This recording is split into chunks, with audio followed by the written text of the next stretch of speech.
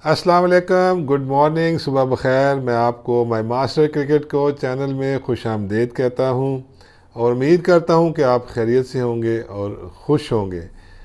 यहाँ पे तो जी काफ़ी जो है ना वो रात की बारिश हो रही है और काफ़ी ठंड है, बर्फ़ानी हवाएं चल रही हैं इस्लामाबाद में और पिंडी में। और काफ़ी जो है ना इस वक्त भी मैं बाहर देख रहा हूँ खिड़की में से तो बारिश हो रही है। और इसीलिए आज फिर दोबारा जो है ना वो इंडोर ही शो करना पड़ रहा है और अकेले में ही करना पड़ रहा है, और क्योंकि रिजवान भाई और मोहसन से आज फिर रब्ता नहीं हो रहा। तो बात करेंगे जी रोहित शर्मा। जो है ना काफ़ी लंबी जो है ना एक उसके डिबेट के बाद और आखिरकार उसका कल जो है ना वो टेस्ट हो गया और वो क्लियर हो गया। अब वो जो है वो ट्रैवल कर रहा है ऑस्ट्रेलिया के लिए। एक काफ़ी जो है ना कंट्रोवर्सी कह लें, ये आई डोंट नो, काफ़ी जो है ना एक बात बार बार एक चीज़ हो रही थी कि रोहित शर्मा की फ़िटनेस को लेके बड़ी एक पुरस्रार सी खामोशी थी। बीसीसीआई भी जो है वो बहुत कम उस पर बोला। फिर कहीं 9 नवंबर को, दिसंबर को जाके नवंबर को फिर कुछ उसके ऊपर बात हुई। खैर आखिरकार is a top class player है, दुनिया का बेस्ट प्लेयर है। और उसका कल टेस्ट हो गया। उनके जो चीफ सेलेक्टर हैं इंडिया के सुनील जोशी साहब, उन्होंने स्किल टेस्टिंग भी की है, नॉट सिर्फ कि उसकी जो है ना फिटनेस टेस्टिंग हुई है, उन्होंने राहुल द्रविड़ के साथ मिल के उनकी जो स्किल टेस्टिंग भी की है। ये थोड़ा सा मेरे लिए एक अजीब सा था कि क्या रोहित शर्मा को भी स्किल की जो है ना ट्रायल देने की या टेस्ट देने की ज़रूरत है?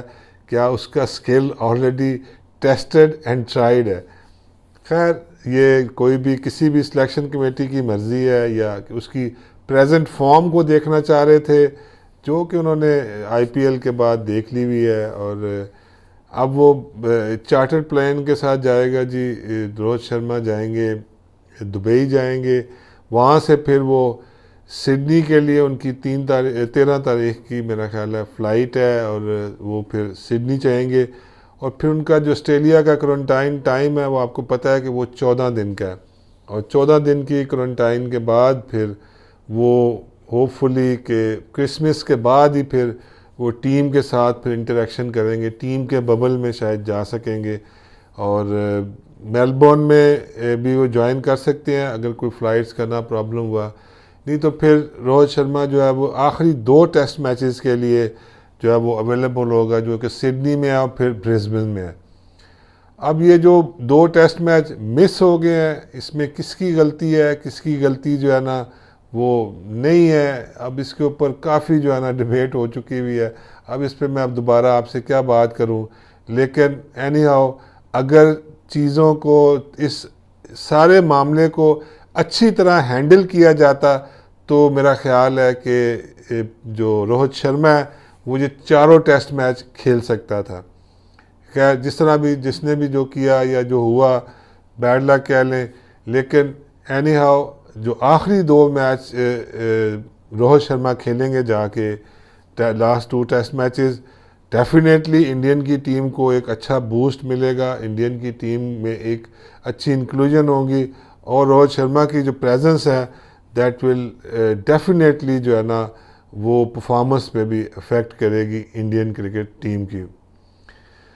परफॉर्मेंस के ऊपर अगर हम बात करें तो जी काफ़ी जो है ना मुझे रात से काफ़ी क्वेश्चंस और काफ़ी सवालात काफ़ी लोग पूछ रहे हैं कि यार इंडिया की टीम तो जो है वो अभी जो साइड मैच हो रहा है पिंक बॉल से हो रहा है, तो उसमें जो है वो इतना अच्छा परफॉर्म नहीं कर सकी है। और मेरा ख्याल है विराट कोहली भी, जो साइड मैच हो रहा है जिसमें 194 इंडिया ने किया है अगेंस्ट ऑस्ट्रेलिया ए के, और उसमें भी 123 पे 9 खिलाड़ी आउट हो गए थे। और फिर बुमराह ने नीचे से 50-55-60 किया, जिसकी वजह से 194 हुआ। नो डाउट के जो है वो इंडिया ने कम बैक किया, और लेकिन और 100 पे आउट कर दिया ए टीम को।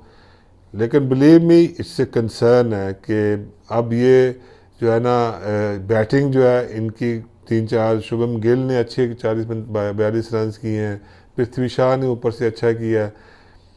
लेकिन अगर इस तरह की बैटिंग जो है ना वो अब just before the start of the test match, भी कुछ दिन ही रह गए टेस्ट मैच से, और मेरा ख्याल है कि ये एक थोड़ा सा कंसर्न जो है ना वो इंडिया के लिए हो सकता है। मुझे कल किसी ने क्वेश्चन किया जी कि इंडिया जो अपनी रेपुटेशन, जो अपनी परफॉर्मेंस है लास्ट ओवर की, वो रिपीट करेगा या कर सकता है या नहीं कर सकता। देखिए बिल्कुल कर सकता है, लेकिन मैंने उसको मैं फिर यही आपसे बात करूँगा, यही कहूँगा कि फिर who is going to be Pujara this tour, इस टूर के ऊपर फिर पुजारा कौन होगा। देखें कोई एक बैट्समैन जो है वो अगर 500 प्लस रन्स करेगा इस टूर के ऊपर, और प्लस ज़ाहिर है कि उसके साथ स्पोर्ट में फिर 2-3 जो है ना वो बैट्समैन जो हैं वो रन्स करेंगे, तो इंडिया के पास गुड चांस है कि वो ये सीरीज़ जीत सकता है।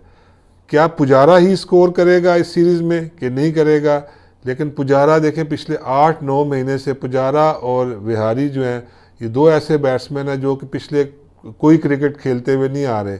बाकी रायने हैं और कोहली है और जितने भी दूसरे बैट्समैन हैं वो IPL भी खेल रहे हैं और T20 भी और वनडेज में भी खेल के टीम का हिस्सा होंगे। लेकिन जो मेन प्लेयर था जिसके ऊपर लास्ट ईयर देखें इसी बॉलिंग अटैक को, जो अभी बॉलिंग अटैक ऑस्ट्रेलिया का होगा उसमें हेजलवुड या स्टार्क या कमिंग्स या नेथन लाइन जो है यही लास्ट ओवर पे भी थे, जिसके खिलाफ जो है वो 3 सेंचुरियाँ, जो इसके खिलाफ 4 टेस्ट मैचों में 521 रन जो है ना वो पुजारा ने किए।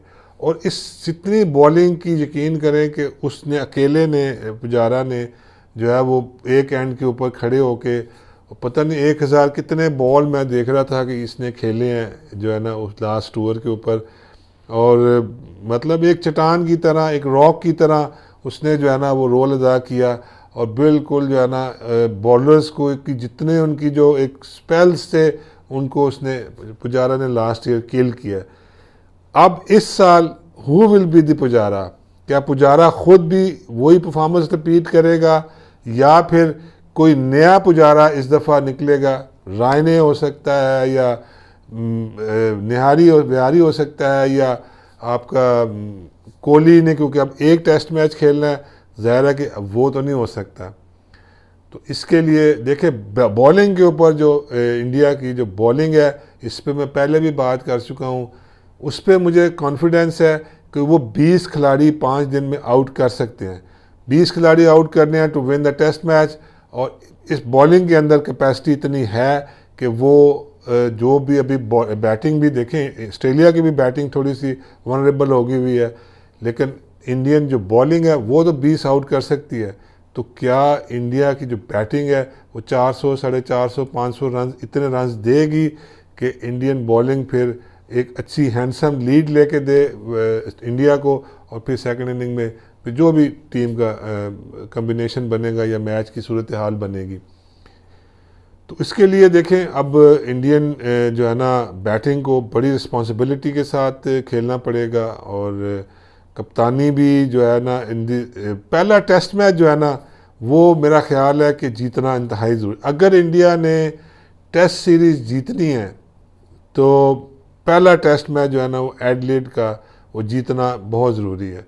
इसमें मैं सिर्फ एक छोटी सी बात करूंगा कि एक टेक्निकली जो है ना थोड़ी गलती है, जो अभी एडमिनिस्ट्रेटिव गलती इंडियन प्लेयर्स की नहीं कह रहा या मैनेजमेंट की, जो इंडियन क्रिकेट बोर्ड है, देखिए ये टूर के स्टार्ट एडिलेड और पिंक बॉल से नहीं करना चाहिए था, क्योंकि इनको जो जैसे आपको पता है कि इस वक्त जो दुनिया की सबसे ज़्यादा पिंक बॉल की सक्सेसफुल टीम है वो ऑस्ट्रेलिया है। 5 टेस्ट मैच उसने 5 के 5 उसने जीते हुए हैं, और फिर 3 टेस्ट मैच वो खेला है एडिलेड के अंदर और तीनों टेस्ट मैच वो जीता हुआ है। तो ये थोड़ी सी चीज़ें माइंड में रख के पहले एक टेस्ट मैच शुरू में कोई और टेस्ट मैच होता, फिर अगर आप बीच में जो है ना आप पिंक बॉल का डे एंड नाइट मैच खेलते, उस टाइम तक जो है ना इंडिया की टीम वो सेटल हो चुकी होती। इसी तरह जैसे ODI और उसमें भी मैंने बात की थी कि अगर स्ट्रेट अवे पहले IPL से आते और पहले T20 खेलते फिर ODI खेलते तो इट विल बी डिफरेंट, ये कुछ जो है ना डिफरेंट रिजल्ट्स होते और डिफरेंट जो सारा कुछ होता है। तो खैर कोहली के लिए एडलीड का ग्राउंड आपको पता है कि बड़ा लकी है, बड़ी उसकी परफॉर्मेंस है। 3 टेस्ट मैचेस के अंदर तकरीबन 431-32 उसने रन्स किए हैं और 3 सेंचुरियाँ की हैं। और ये जो टेस्ट मैच है ये भी उसके लिए बहुत इंतहाई ज़रूरी है। और मेरे ख्याल में जो है इंडिया को अब पहला टेस्ट मैच जो है एडलेड वाला डे एंड नाइट, वो अच्छी तरीके से और कम्प्रिहेंसिवली गुड परफॉर्मेंसेस करनी चाहिए और जीतना चाहिए। जीते ना तो एटलीस्ट हारे भी ना। तो अब लेट्स सी के जी, जैसे मैंने पहले कहा कि अब कौन जो है ना इसके अंदर इस रिस्पॉन्सिबिलिटी को लेगा। क्या फिर जो है वो कोहली को ही लेनी पड़ेगी, या पुजारा या रायने या विहारी या जो भी खेलेगा विकेट कीपर भी ओपनिंग में के राहुल है, अगर वो खेलता है तो अब किसी ना किसी को स्टेप फॉरवर्ड करना पड़ेगा और अच्छा परफॉर्म करना पड़ेगा। तो बिल्कुल जी गुड विशेज़ हैं। अब लेट्स सी के जी जो है वो अब इस कल का आज का जो मैच है इसमें जो ए टीम के साथ हो रहा है ऑस्ट्रेलिया इंडिया का, इसमें अब वो कैसे परफॉर्म करते हैं सेकंड इनिंग में, क्या बड़ी इनिंग्स देखने को मिलेंगी और कि नहीं। वैसे ही आपको बताऊं कि ऑस्ट्रेलियन जितने होते हैं ये साइड मैचेस में पिचेस तकरीबन ऐसी ही बनाते हैं। अब देखना कैसी पिच बनाई है। दे डोंट वांट के इंडिया की जो बैटिंग है उसको थोड़ी बैटिंग प्रैक्टिस मिलती या थोड़ी अच्छी होती।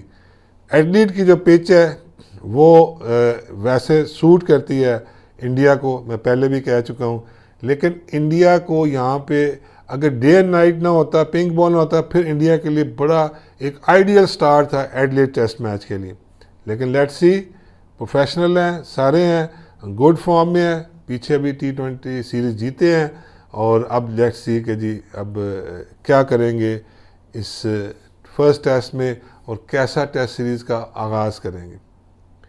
एक क्वेश्चन जी सर्वेश जोशी साहब ने किया मुझे कि जी जो बैट्समैन है ये जो गार्ड लेता है तो ये कौन सा गार्ड जो है ना वो सूट करता है या कौन सा गार्ड लेना चाहिए, मतलब किस तरह डिफरेंट बैट्समैनों के लिए। पहली बात तो देखें जी, ये जो एक बैट्समैन खड़ा होता है और जाके वो अंपायर से गार्ड लेता है, ठीक है, मोस्ट लाइकली जो होते हैं ना वो ज़्यादातर अगर देखा जाए परसेंटेज जो है वो लेग स्टंप लेती है। इस गार्ड लेने का मकसद क्या है कि गार्ड सिर्फ आप इसलिए लेते हैं कि आपको पता होना चाहिए कि आपकी जो ऑफ स्टंप है वो किधर है, सिर्फ टू गेट द आइडिया कि आपका ऑफ स्टंप। क्योंकि देखें आप अपने ऑफ विकेटें छोड़ के तो नहीं खेलेंगे, तो आपको जब पता होता है आप कहाँ खड़े हैं और कितनी आपकी मूवमेंट होगी और फिर आपकी विकेट्स जो एटलीस्ट कवर हो जाएंगी, आपके बोल्ड होने के चांसेस कम होंगे और फिर देन यू प्ले। अब कोई लेग स्टंप लेता है, कोई मिडल स्टंप लेता है, कोई ऑफ स्टंप लेता है। ऑफ स्टंप जो है वो बहुत कम जो है ना रेयर जो ऐसे बैट्समैन होते हैं जो लेते हैं, मोस्टली लेग स्टंप लेते हैं या फिर मिडल स्टंप लेते हैं। मिडल स्टंप लेने में सिर्फ एक जो है रिस्क होता है कि एक तो ऑलरेडी जो है ना अंपायर के माइंड में चला जाता है कि ये तो विकेटों के अंदर ही खड़ा है। तो अगर आप 19-20 भी बॉल लगता है, क्योंकि अंपायर के माइंड में वो बना हुआ है कि जो है ना कि अगर आपको मिडल स्टंप पे ये ऑलरेडी खड़ा हुआ है तो उसको फिर आउट देने में थोड़ी आसानी होती है। तो इसमें ये बेस्ट यही होता है कि आप अंपायर से एटलीस्ट लेग स्टंप भी लें। अगर आपने मिडल पे खड़े होना तो आप खुद ही थोड़ा सा अपने माइंड के मुताबिक मूव कर लें। एटलीस्ट बैट्स जो है ना अंपायर को ये नहीं पता होना चाहिए कि इसने मिडल स्टंप लिया और ये मिडल स्टंप पे ही खड़ा है। लेते मिडल स्टंप है या वन लेग है, 2 विकेटों के जो लेग स्टंप और मिडल स्टंप के दरमियान में भी कुछ बैट्समैन गार्ड लेते हैं और ये सिर्फ इसीलिए लेते हैं जो ज़्यादा आउट स्विंगर बॉलर होता है उस पर कोशिश करते हैं बैट्समैन के वो मिडल स्टंप पे खड़े हों ताकि उसकी जो स्विंग है उसको कवर करने में आसानी हो।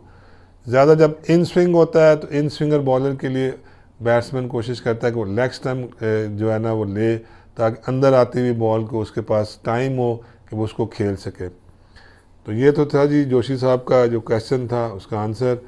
और आज का शो यहीं पे, अपना रखें ख्याल। बहुत शुक्रिया, thank you very much. My master cricket coach को लाइक करें, सब्सक्राइब करें और मुझे भी दुआओं में याद रखें। अल्लाह हाफिज़।